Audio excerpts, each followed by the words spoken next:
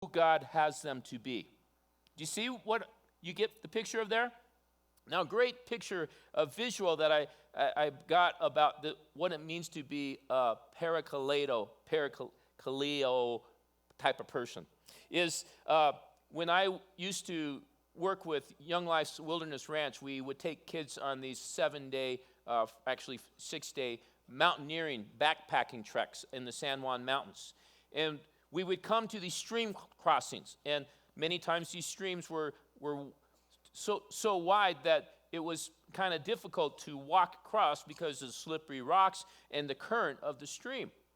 And so what we taught them to do is you link arms with someone or a couple other people, and then you would slowly walk across together.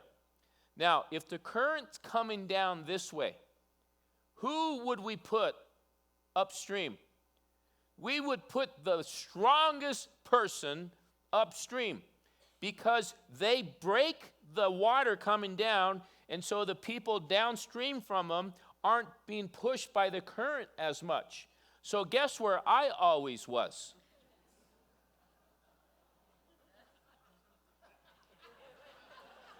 All right?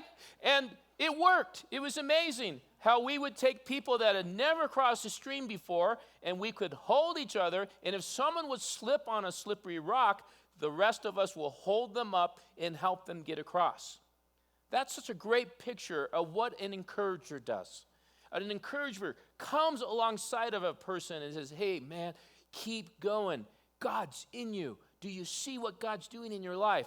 I can see God using you. Keep going. That's what Barnabas was doing here. He encouraged them to stay the course and keep doing what they were doing of following Jesus and sharing about the love of Christ with those they knew. Now, so Barnabas was an encourager. Now, we now can see that Barnabas, he saw potential in people. In Acts 11, verse 25 here, says, then Barnabas went to Tarsus to look for who? You guys are too quiet over here. Okay, everyone. Saul. Okay. And when he found him, he brought him to Antioch. So where Barnabas was, all these great things that God was doing, and then Barnabas was thinking in his mind, we got to help these guys. We got to disciple them. We got to teach them. I know who I can get. I can get Saul because this guy knows the scriptures better than anyone that I know. Paul even talked about that in the epistles. He says, I was a Pharisee of Pharisees. I knew the law better than anybody else. If there was anyone who knew the law, it was me. And so Barnabas thought, who else better to get than Saul? Because he had heard that Saul was converted by Jesus himself and began to be a follower of Jesus. And he went and grabbed Saul and he took him to Antioch with him.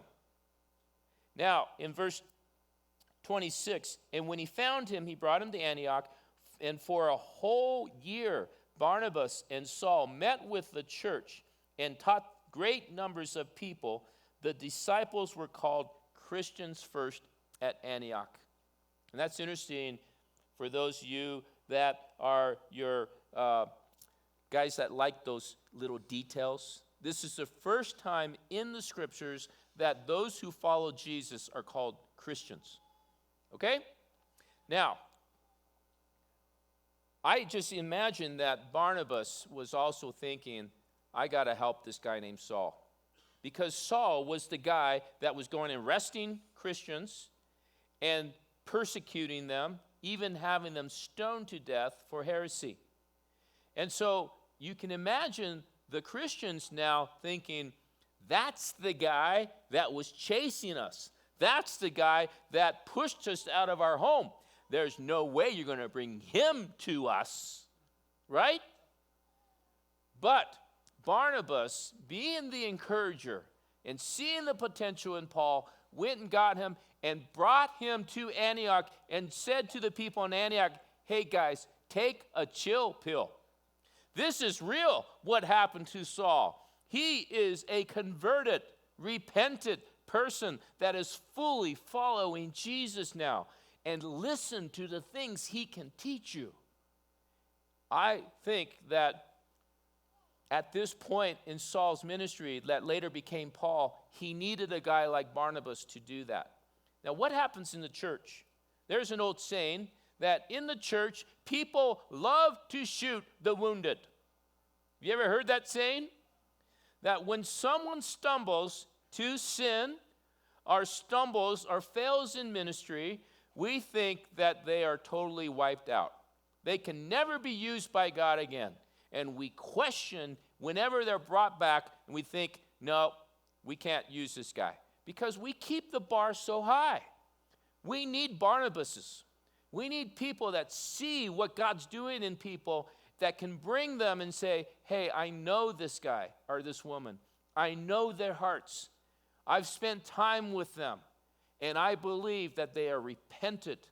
They've turned back to the Lord. They've been healed from this, and they've learned something from it, and they have a story to tell us. You see, that's what a Barnabas does. That many times there might be people in this room right now that you have stumbled, or you have been taken out of ministry, or you have done something, even like in the church, if someone is something like divorced, has an affair, and they've stumbled, but they've learned from it, and they've repented, but the church still says, you're not worthy. I want you to know God still has a purpose and a plan for your life. No matter what you've done, God is a forgiving, redeeming God, and God can place you back in a position where he can use you in the life of another person. And I want to encourage you with that. And this is what Barnabas saw in Saul. The dude killed people for goodness sake. Have you ever had a Barnabas in your life? Have you ever felt the impact of someone that's encouraged you to this point that has changed your life? When I was in seminary at Denver Seminary, I was right about the middle of the courses, and it was a 2-year program, but I stretched it out to 4 years. I just really gifted at that kind of stuff. And so I'm about done with my second year, and if any of you have been in any kind of advanced studies, there comes to the point in your life where you're thinking, am I wasting my time and money and energy doing this? Is this really going to be worth it? Is this going to get me anywhere? Have you ever asked that question? Well, that's where I was. And I was going, I don't know if I should still do this. I wonder if I should just go get a full-time job and do something else. One of our counseling professors, his name was Chuck Raup. I will never forget this day. This day changed the course of my life. I was walking in between classes, and he saw me, and it was him and I walking towards each other, and he said, Kirk, I want to say something to you. And I'm thinking, uh-oh, I'm in trouble. And he says, Kirk, I've watched you for 2 years, and I've watched you interact with your other students, and I want you to know you have a gift. There's something unique about you. You have a way with people that a lot of these guys don't have. And he says, I don't know what God has for you, but whatever you do, stay in the people business. And I said, I didn't know what to say. I just kind of went, gosh, thanks. And he just walked off. And he probably will never know that when he said that, I determined in my heart, I'm going to finish getting my master's degree. And I'm going to stay on the course that I think God has me in because he saw something in me. That was being a Barnabas to me. When I felt like quitting, he said, keep going. It changed my life. And I don't think I'd be here today if God didn't use someone like him to speak that into my life. You need a Barnabas in your life. But who do you know that needs you to be a Barnabas to them? I don't think it's too far-fetched for all of us to want to be like Barnabas. I think there's something that God can do in us and through us by being like Barnabas. And so we see here that Barnabas saw potential in people. The next thing that we see here is Barnabas acted on practical needs. Turn to verse 27 now. It says, during this time, some prophets came down from Jerusalem to Antioch. Now, the reason that when you see Jerusalem, and it says to go up to Jerusalem, or they came down for Jerusalem, to us, when we look at a map, we say go up to where? To Montana. Like Wade and Barbie are going to go up to Montana to plant a Vineyard church, right? But to people in this area, the reason they say go up to Jerusalem, because Jerusalem is literally on Mount Moriah, a big hill that, like from the Dead Sea, it's 4,000 feet that you go up to Jerusalem. From the coast, you go up 2,000 feet to go up to Jerusalem. So that's why it says when he went up from, or where does it say? We came down from Jerusalem to Antioch, because Antioch is actually north of Jerusalem. And one of them named Agabus, that's a great name, stood up and through the Spirit predicted that a severe famine would spread over the entire Roman world. And this happened during the reign of Claudius. Now it's interesting scripturally, when you see something like this happened during the reign of Claudius. Claudius is a historical figure that we can see here when you see statements like this that Luke made. He's making note that this is a historical account of what actually happened. And it says, the disciples, each according to his ability, decided to provide help for the brothers living in Judea. This they did, sending their gift to the elders by Barnabas and Saul. And what I saw in that is who else but Barnabas to act very practically. Guys, let's take an offering for our brothers that are starving down in Jerusalem. Give it to me, and Saul and I will take it down.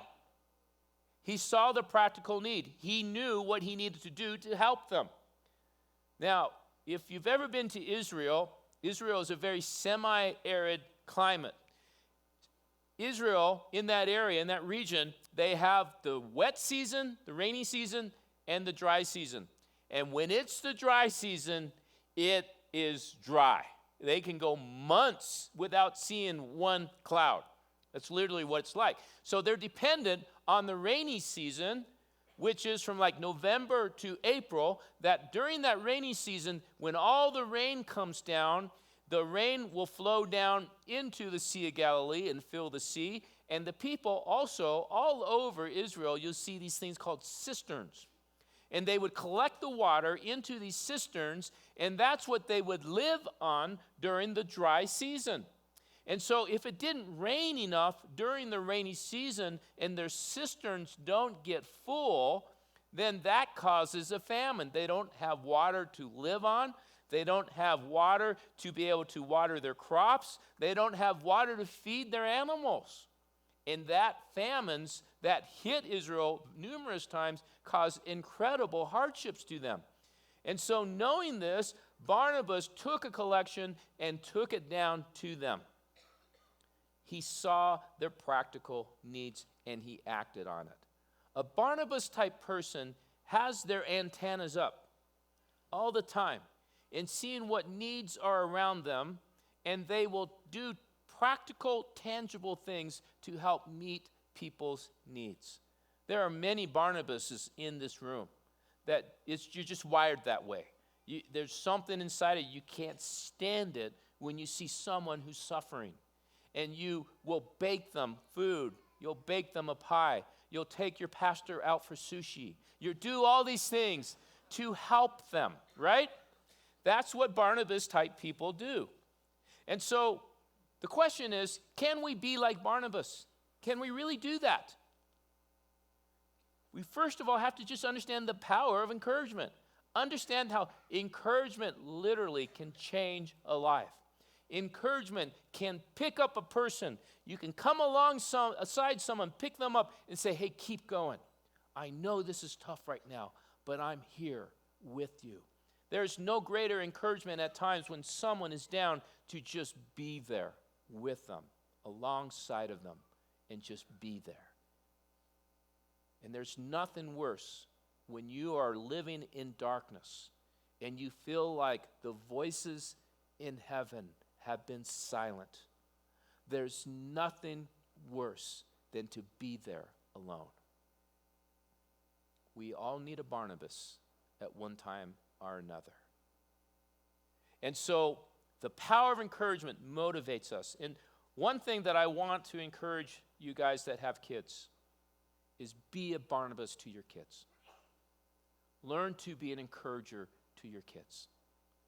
I don't know about you, but it's our natural tendency is we want to be critical of our kids because we have expectations and we have standards that we want our kids to live up to. And when they don't meet what we think they should, the first thought of our minds is, you need to buckle up, buddy. You need to get your life together. Put your head on straight. Don't you understand how much potential you're wasting out there? Have you ever heard yourself say that? But what power there can be when we speak words of encouragement to our kids. And there's nothing more that a kid wants to hear than from our mom and dad to say, I believe in you. And you have gifts that God's given you. And God has a purpose and a plan for your life. I see a destiny for your life, and I'm here to come alongside of you. Our kids desperately need to hear that from us on a regular basis. The other thing that we have, the value of encouragement, is wives, encourage your husbands. Guys, let's admit it. We have a big ego, don't we? And it's tough out there in the world that there's not a lot of people stroking our egos, is there? Wives, they need you. They need you to believe in them. I found this article about Mrs. Leon Apple. It's the wife of a preacher that recently died. And she was speaking to a group of 120 pastors. And listen to what she said to these preachers. She said, I always said I'd rather hear Leon Apple preach than any man I knew, because I was sure that he lived what he preached at home. And I wasn't sure about some of you guys. I love that. She didn't have anything to lose. She spoke it like it is. And it said that every preacher sitting there was thinking, boy, I wish my wife felt that way about me. Wives, don't underestimate the size of a man's ego, the article says. He wants to be the hero.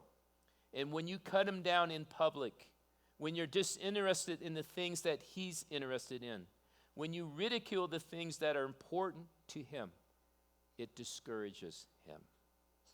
Wives, encourage your husbands. And husbands, encourage your wives. Be a Barnabas to your wives. Your wives work hard to take care of the home. Your wives work hard. Many of them work all day, and then they come home to try to be a mother and a wife. And they need to hear from you, I appreciate what you do. I appreciate the dinner that you just made tonight. That was really a good dinner. I appreciate how you love our kids and you take care of them. Wives need to hear that from you. They need to know that you notice the little things, the gazillion little things that the wives do. And they need you to know that you care. We've got to encourage one another as husbands and wives. If we do that on a regular basis, it begins to start spiraling upward instead of down.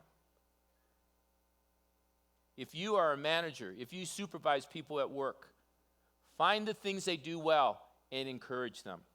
Speak it into them.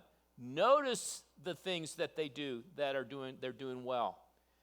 And if we encourage them on a regular basis, then when we have something that we need them to start doing or do differently, they will hear it easier because they know you believe in them.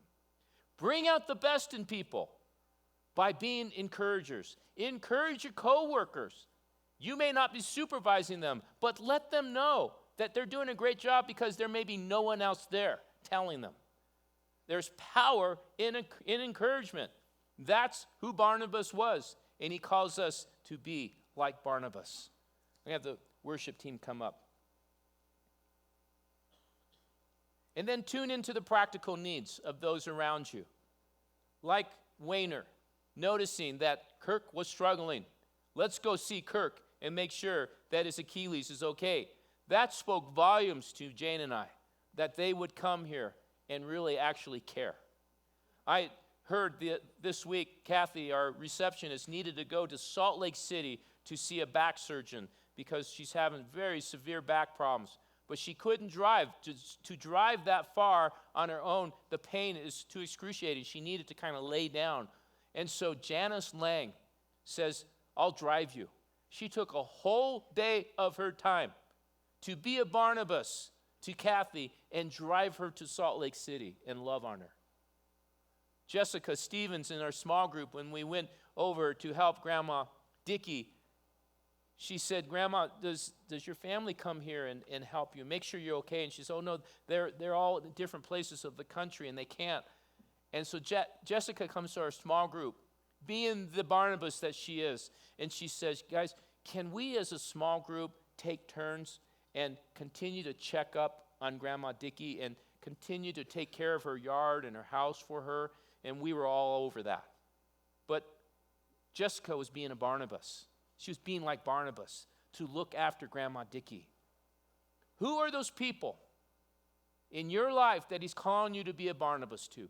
Think of the impact that this community would have. Is all of us in this room found one person that we could encourage this week. And that's what I want you to do. I want you to find one person that you see something in them.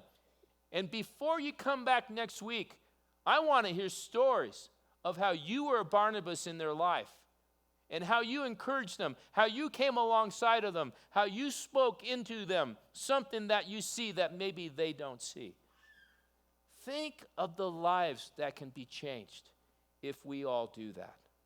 And so, as we worship, what I'm going to ask for you to do is allow the Holy Spirit to speak into your heart. He may bring a name or a person to your mind that he's calling you to go be a Barnabas to this week. Think of seeing the potential in a person and calling it out. Think of someone who's struggling that you can come alongside and encourage them in their suffering. Think of someone that just a very practical need that you can go be a Barnabas to them and go come to their assistance.